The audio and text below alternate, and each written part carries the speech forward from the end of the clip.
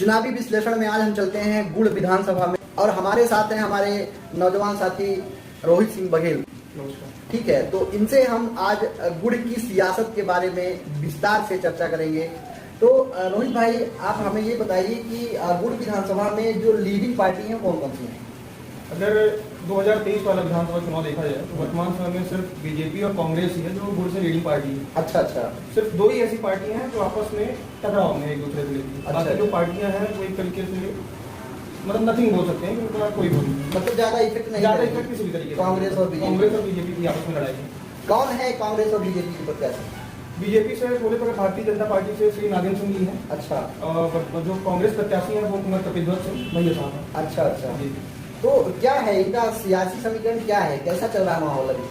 सियासी समीकरण अगर देखा जाए तो दोनों लोग एक राजनीतिक परिवार से थे। अच्छा। माननीय नागेंद्र सिंह जी भी एक राजनीतिक परिवार से थे और कुमार कपिलध्वज सिंह भी उनके पारिवारिक सदस्य थे, वो भी एक राजनीतिक करियर पे थे। अच्छा। वर्तमान समय में बीजेपी से नागेंद्र सिंह जो हैं और कांग्रेस से कपिलध्वज सिंह जी। अच्छा। तो अगर बोला जाए तो कुमार कपिलध्वज सिंह का पलड़ा ज्यादा भारी है। अच्छा। वर्तमान समय को देखते हुए लेकिन सिटी विधायक नागेंद्र सिंह जी थे तो उनका भी तो थोड़ा सा रहेगा, प्रभाव उनका भी था, वर्चस्व भी उनका था। पिछली बार चुनाव में देखा भी गया जो 2018 का चुनाव हुआ, उसमें देखा भी गया कि काफी वर्चस्व था उनका, जिसकी वजह से वो जीत के भी आए। अच्छा। लेकिन जो क्या था, जो उम्र दराज वाला एक ड्रॉबैक था उनके साथ ये था कि वो 85 के लगभग पहुंचने वाले थे। अच्छा। और उनका कहना ये था कि अगली पंचवर्षीय चुनाव नहीं लड़ेंगे और जिसकी वजह से वो कहीं ना कहीं क्षेत्र से दूरी बना के रखे। अच्छा। और उस क्षेत्र की दूरी जो उन्होंने बना के रखी थी उससे उनका पलड़ा कहीं ना कहीं कुमार कपिलध्वज सिंह जी से कमजोर है आज के समय में। अच्छा, मतलब एज फैक्टर आ रहा है, उम्र की वजह से ज्यादा वो दौरा भी नहीं कर पा रहे हैं, लोगों को मिल भी नहीं पाते हैं, है ना, तबीयत भी नासाज ठीक ज्यादा नहीं रहती होगी, फिर भी वो मैदान में है। क्या मुद्दे हैं अभी गुड़ विधानसभा से? गुड़ विधानसभा में तो जो सबसे बड़ा मुद्दा है वो है बेरोजगारी को लेकर। अच्छा। जो एशिया का सबसे बड़ा सोलर प्लांट है। अच्छा। वो गुड़ विधानसभा में लगाया गया था। हाँ। और उसमें जो पार्टी उस टाइम पे मतलब प्रतिनिधित्व कर रही थी वो भारतीय जनता पार्टी के विधायक थे यहाँ के। उनका कहना ये था कि जब यहाँ सोलर प्लांट लगेगा उसमें हम 70% से 60 से 70% लोगों को रोजगार देंगे। और उस टाइम पे लगभग आज का अगर देखा जाए तो 10% भी लोग वहाँ लोकल में नौकरी में नहीं। अच्छा। सोलर प्लांट में। अच्छा।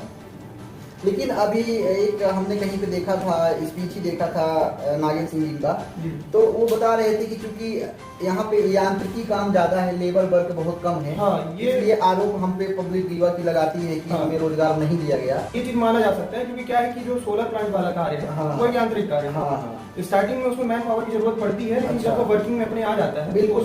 तो ये मुद्दे उठ रहे थे तो नागेंद्र सिंह जी एक दिन हमने कहीं देखा है सफाई में बोले कि यांत्रिकी वर्क ज्यादा है, लेबर वर्क है नहीं ज्यादा, इसलिए हम इसमें ज्यादा रोजगार की चांसेस नहीं है। बट अब हम बनेंगे तो यहाँ पे इंडस्ट्री वगैरह, स्टील प्लांट वगैरह का बनाएंगे और करेंगे, तो भविष्य की बात है, कोई भी आएगा तो करेगा। रोहित भाई, जो देखा जा रहा है कि जैसे ही टिकट वितरण का काम खत्म हुआ है 2 नंबर के बाद से ताबड़तोड़ रैलियां चल रही हैं। किसी दिन जेपी नड्डा साहब आ रहे हैं तो कभी शिवराज सिंह चौहान जी आ रहे हैं, योगी जी का आने का चल रहा है, प्रधानमंत्री नरेंद्र मोदी जी आज चालू कर दिए हैं रैली। शायद उनकी नीमच में रैली थी आज।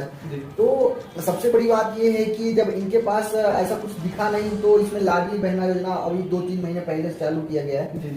लाडली बहना योजना को बीजेपी ट्रम्प कार्ड के रूप में देख रही है, तो इसमें आपका क्या कहना है? देखिए, अगर एक तरीके से देखा जाए तो लाडली बहना का बहुत ज्यादा प्रभाव नहीं पड़ेगा। अच्छा। प्रभाव इसलिए नहीं पड़ेगा क्योंकि कांग्रेस भी जो है वो भी जैसे ये 1000 तो चालू किए थे, कांग्रेस भी बोल रही है कि अगर हमारी सरकार बनेगी तो हम आपको 1500 महीने का देंगे। अच्छा। तो प्रभाव ये सिर्फ एक इस तरीके से पड़ सकता है कि जैसे महिलाओं को जो पैसे मिल रहे हैं, जरूरी नहीं है कि आगे बीजेपी सरकार ये चीज लागू करके रखे। बिल्कुल। पर ये जरूरी कंफर्म ये मान सकते हैं कि जैसे अगर कांग्रेस की सरकार आती है इसको कंटिन्यू करेगी, 1500 रुपए को देगी, है ना।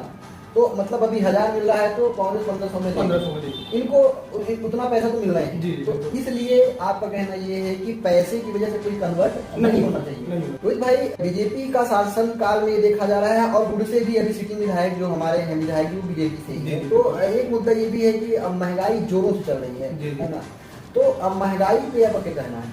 महंगाई पे देखिए, जो आज का समय है महंगाई चरम सीमा में है। अच्छा।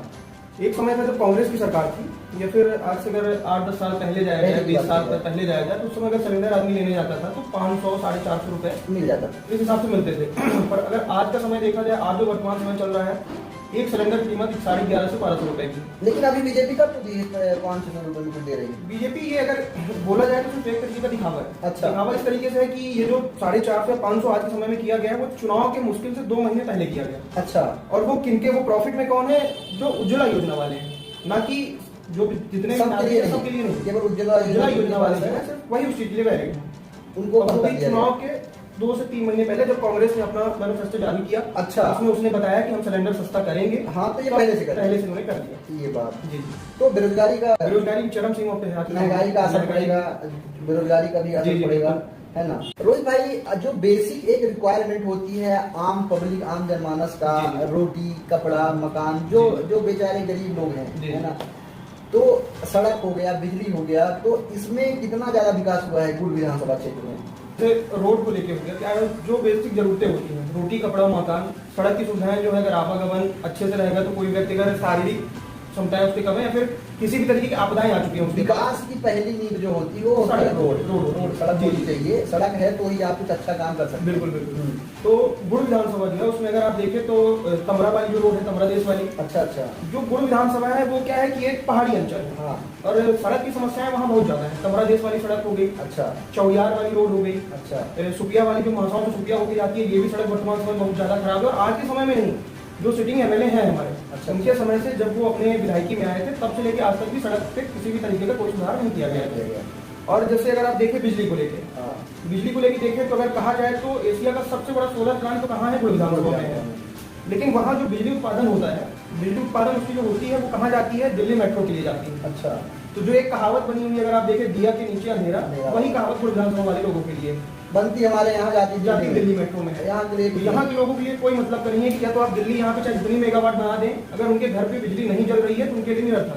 बस हाल वही, घर के लड़का वही चाहता मामा खाया। जी जी बिल्कुल। अच्छा, चलिए, लेकिन ये भी है कि अभी काम चल तो रहा है तमरा वाली रोड में, वो तो सिर्फ प्रलोभन है। हाँ। लोगों को दिखाने के लिए प्रलोभन है कि अगर आप आज काम चालू कर रहे हैं तो आप 5 साल पहले से विधायक पहले से कर देते, और पहले से कर सकते थे। फंडिंग भी आपको करानी थी, आपकी सरकार थी, ठीक है कि 15 महीने 18 महीने कांग्रेस की सरकार थी, उसके बाद सरकार आपकी बनी, तो आप फंडिंग करा के उस रोड पर सुधार कर सकते थे। लेकिन प्रमुख मुद्दा क्या था उस समय कि एज फैक्टर था, और माननीय जो वर्तमान विधायक है उनका कहना यही था कि हम आगे चल के चुनाव में नहीं लड़ेंगे, जिस वजह से वो कहीं ना कहीं क्षेत्र से दूरी बना के रखे और 5 साल क्षेत्र का विकास भी नहीं किया गया किसी भी तरीके का। अच्छा जी।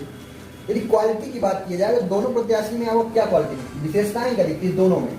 विशेषताएं तो अगर माननीय नागेंद्र सिंह दाऊ साहब बीजेपी से हैं, माननीय कुमार कपिध्वज सिंह कांग्रेस प्रत्याशी हैं, दोनों में अगर देखा जाए तो सबसे बड़ा क्या होता है कि नेता अपने जनता से कितना ज्यादा जुड़ सकता है। अच्छा, आज अगर एज फैक्टर है तो अगर लोकल जगह पे जाना होगा या फिर ग्राउंड वर्क में जाना होगा तो शायद तक हमारे हिसाब से माननीय नागेंद्र सिंह जी वहां नहीं पहुंच सकते। अच्छा, जितना जल्दी, जितना तीव्र गति से कुमार कपिध्वज सिंह जा सकते हैं, क्योंकि वो एक युवा चेहरा, युवा है। और वो आज से नहीं, लगभग कई पंचवर्षीय से क्षेत्रों से जुड़े रहे, फील्ड वर्क पे थे।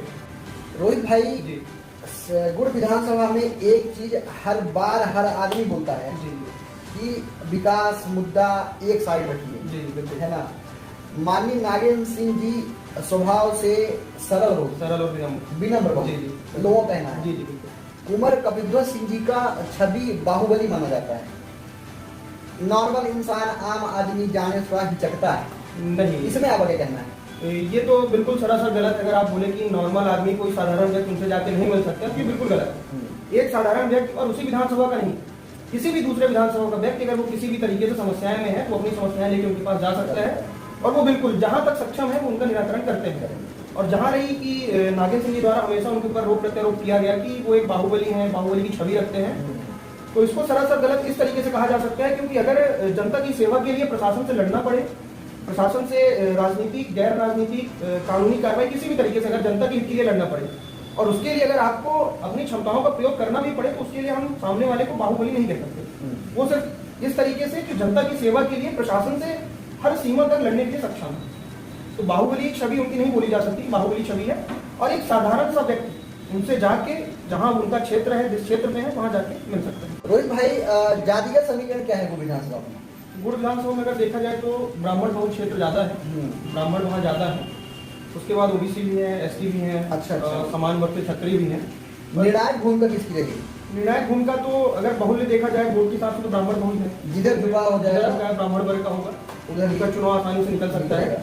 बाकी कहने का ये है कि हर व्यक्ति, हर समुदाय के लोग अपना नेता स्वयं चुनते हैं, तो उन्होंने अपने हिसाब से अपना नेता चुन लिया होगा।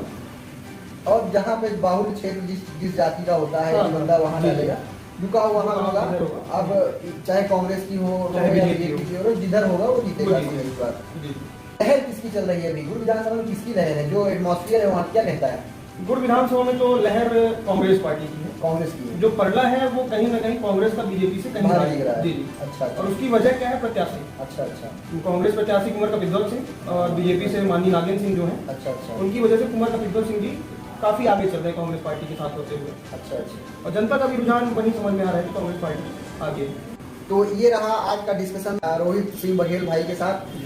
और इनके हिसाब से भी वही है कि हवाएं तो चल रही हैं कांग्रेस की तरफ, लेकिन इन हवाओं का कोई असर नहीं है। तब तक कुछ कहा नहीं जा सकता है जब तक कि रिजल्ट ना आ जाए, है ना। इसलिए हम रिजल्ट के लिए इंतजार करना पड़ेगा हमको 3 दिसंबर तक। बाकी जनता जनार्दन है, जिसको अपना वोट समझेगी देगी, जिसको लायक समझेगी इसलिए वो आपका ओपिनियन था, हमारा पूछना था, है ना। जिधर ये लोग अपना समर्थन करेंगे उधर चुनाव निकलेगा, वो जीतेंगे। बहुत बहुत धन्यवाद आपका। नमस्कार।